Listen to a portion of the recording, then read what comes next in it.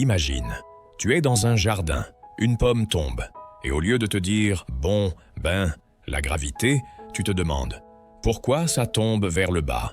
et « est-ce que la lune tombe aussi ?» C'est exactement le genre de question qu'Isaac Newton se pose.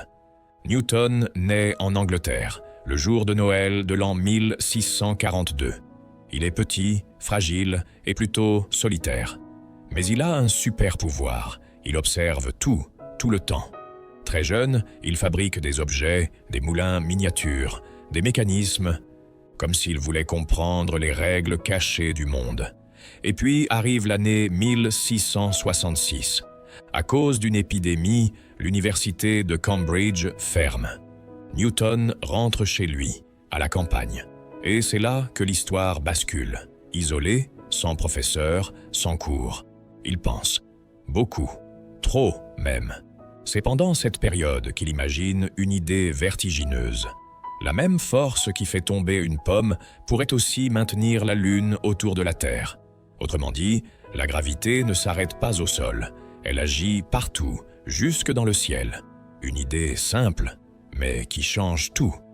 Quelques années plus tard, Newton publie un livre gigantesque, les Principia, en 1687. Dedans, il pose 3 lois du mouvement. Première loi, si rien ne te pousse, tu continues comme tu es. Deuxième loi, plus tu forces, plus ça accélère, et la masse compte. Troisième loi, à chaque action, une réaction égale et opposée. Ces règles deviennent la grammaire de la mécanique, du ballon qu'on lance jusqu'aux fusées. Mais Newton ne s'arrête pas là. Il joue aussi avec la lumière. Il fait passer un rayon dans un prisme et découvre que le blanc n'est pas pur. Il contient toutes les couleurs. Ce n'est pas une magie d'arc-en-ciel, c'est une révélation sur la nature même de la lumière. Newton devient une superstar scientifique, dirige la Royal Society, travaille même à la monnaie royale.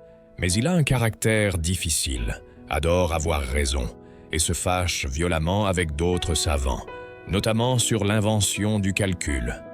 Alors, la pomme? Peut-être un symbole plus qu'une scène exacte, mais peu importe. Newton a transformé une question d'enfant en une loi de l'univers. Et la prochaine fois que tu vois quelque chose tomber, demande-toi, qu'est-ce qui, exactement, est en train de tomber? Et vers quoi? Pense à t'abonner et à liker. À demain.